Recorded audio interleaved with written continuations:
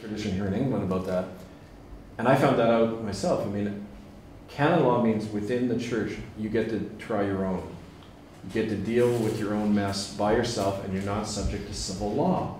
That's why a lot of this stuff can happen. I went to the BC Civil Liberties Association, I went to lawyers, they all said the same thing. Can't touch it, that's a church matter. I said, well, my human rights are being violated and they're destroying my life. You can't touch it? No, it's a church matter. They can do what they want within their own courts. And that goes back to Henry II and Becket and all those guys. But the legacy we're dealing with from that is it allows these terrible crimes to go on. So one of the things that people talk about now is, you know, it's time to make the church accountable under civil law. Licensed priests, so that their license can be removed. There's public control over the church. They're not medieval enclaves where people can, if you're a pedophile, you know you can get ordained and get away with this shit. That 99% of the cases are never prosecuted. So, I mean, you need these bigger structural changes, I think, if we're serious about this. So that brings me to one point I want to make. To be involved in this, there's lists up here you can sign. We're organizing, as part of the tribunal, local forums so that people who have testimonies and documentation of this happening here, that can go into the record of the tribunal. We're working with a couple of legal groups in Europe that are bringing charges through the International Criminal Court against the Pope as a German citizen. They can't go after the Vatican because it's not a signatory to the ICC, but they can go after Ratzinger as a German citizen. Is he still a German citizen? Yes, and what that will do is it will legitimate, going at, and this already happened in American courts. They've been trying to extradite the Pope to appear in American courts because Oregon judge ruled that people can now sue the Vatican for the harm they suffered. I work with people in Ireland, and when you sit and listen to their story, it's identical to Indian residential schools, including the death of children, the cover-up by the Garda, by the police. It's the same policy right around the world. So this is why we're kind of letting people see it's not about an exotic group off in Canada somewhere. This can affect any of us, and is affecting us and our children. So yeah, that's something I encourage you to be part of, and we can talk after. I think at 9:30 we'll break. We have till 10, but we can have more chance for informal talking about that if you like. Yes? You were going to mention about the indigenous Indians who were favorited in schools by the ones who told on the other children who were speaking their languages, and they moved into acquired positions. Yeah, well, that's been a big problem because you see the kid, as Harriet mentioned in the film, if you collaborated, then you would get better treatment. You were in a protected group if you ratted out your fellow students. And those kids, and we know because we've documented this, and these people are well known, the ones who got to go on to university and get an education were the ones who were often in that role as kids. So when we began to first tell these stories, the tribal council chiefs, now there's two systems of power in the native world. There's the government appointed system of government funded tribal council, chief and council they're called. And there's a parallel system of the traditional elders, the hereditary chiefs, the clan mothers, like in many of the native nations in Canada, like in the Mohawk Confederacy on the west coast, you had clan mothers who appointed the chiefs. Chiefs is a European term. There wasn't that kind of fixed authority in most of the nations. But the clan mothers, being the grandmothers, would know the children in the villages, and they could demote or promote people as chiefs. Well, Indian Affairs got rid of all of that, but those clan mothers are still around. And it's the government-funded chiefs. They go in, they identify the people who collaborate, and these are the guys who often work most strongly against this stuff coming out. There's a group, I don't know if the Assembly of First Nations in Canada, 630 chiefs who are elected by their friends on the reserve, and then they appoint the head chief among themselves. It's like the mayors of this country getting together and appointing the prime minister and calling that democracy. I mean, the native people don't run those organizations, but they're government arms. So they can administer, like classic what they do is they sign treaties.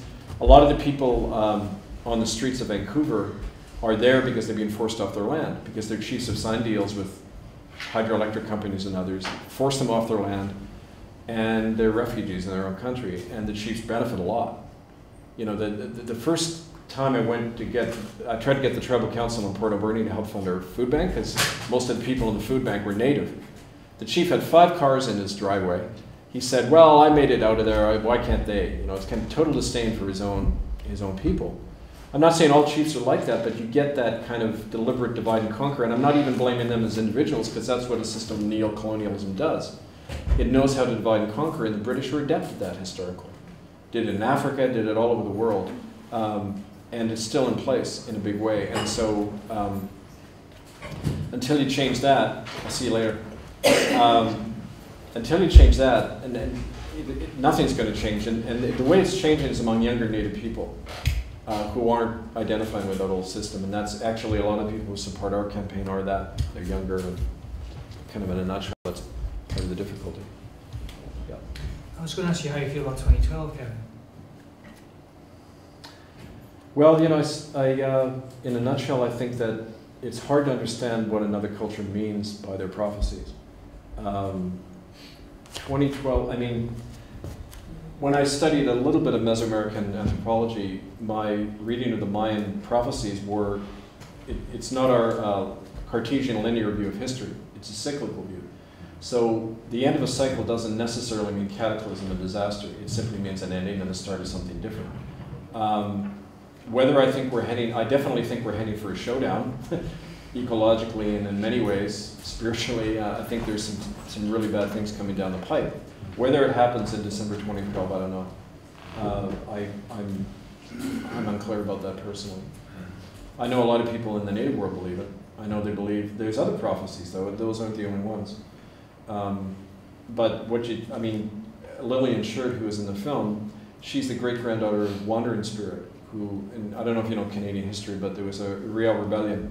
The Métis people rebelled in the 1880s, and one of their spiritual leaders was Wandering Spirit, and he made the prediction, he saw the residential schools in the Indian Act coming, and he said there will be a time in the future, and it's kind of similar to the Hopi prophecy, where he said, when the Pale Ones are gone by the Great Wave, that the people will survive by going to the highest mountaintop. And so Lillian was always taught as a kid to always keep rope with her. And she didn't know why her grandmother was saying, keep rope, you know. But it's their prophecy that flee to the mountains because there's a disaster coming. So when and how, I don't know, but these are common things you hear in the Native world. Just like you hear among the West Coast people, their experience of Christ. They said that this woman came before the whites, warning her people about the coming of the Pale Ones, who would be imposters, who would have the form of her teachings, but not the substance, which is respect and equality and love, unconditional love. And what I find interesting, I used to joke with a Catholic priest I knew in Port Alberni, I said, well, if you guys believe in the virgin birth, the offspring had to be female, because you got an egg and there's no sperm involved. So if you believe in the virgin birth, Jesus had to be a woman. And you got that kind of whole tradition in the Native world. It's just biology, right? So, that whole tradition in the Native world where Christ came to them as a woman. And they knew about it. When the missionaries arrived, that's why they welcomed the missionaries, because they already knew this stuff. And I think that's amazingly significant, because the whole basis of the European laws, which gave the land to the Europeans, was that they don't know Christianity. This is priceless. In the 12th century, the only Englishman ever to be the Pope, Adrian IV, he's put in there by Henry II, who's about to invade Ireland. Adrian brings in a papal law called laudabiliter, which means in Latin it is laudable. It's a good thing to do. And it authorizes the English conquest of Ireland. And they used the same rationale they then used later in North America with Native people. They said the Irish are deficient in the true religion, Roman Catholicism. Therefore, in exchange for receiving the true religion and civilization, the Irish will give us their land. That was the deal. They didn't consult any Irish, any of my people, but they did exactly the same thing. The Pope said, to civilize these people, they will then give us their land. That's the trade-off. And they should be thankful to us. And that was the mentality, and that's still in place. So, I don't know what the question was, but I can't remember that. Don't ever, it's a preacher in me, I'll just go. But, shut up. But that's what we're dealing with, that kind of mentality. I don't think it's ever changed. I mean, it's just being secularized. We do that in Afghanistan and Iraq. with the same arrogance, you know, but it's the same culture. Yeah. In all the individual journeys that you've seen, what part has forgiveness played to the perpetrator in any healing? No, that's a good question. I haven't seen many cases of that. We tried that at first. We invited known perpetrators. I'm really interested when people do experience severe trauma. What, obviously, the psychological terrain they've got to cover is so much greater. And I just wonder, what are the blocks? What are the things that can help traverse that terrain? And I'm thinking forgiveness is probably. Do you mean forgiveness on the part of the people who've been victimized? Well, I've always had a bit of struggle to look at what actually forgiveness is. Is it forgiveness for yourself so that you can move on, or is it a deeper level of forgiveness where you can say, you know, hand on heart, I forgive you for, you know not what you do, sort of thing. It's funny looking at, and I used to, I've looked into this a lot actually because it was a big issue in the healing circles.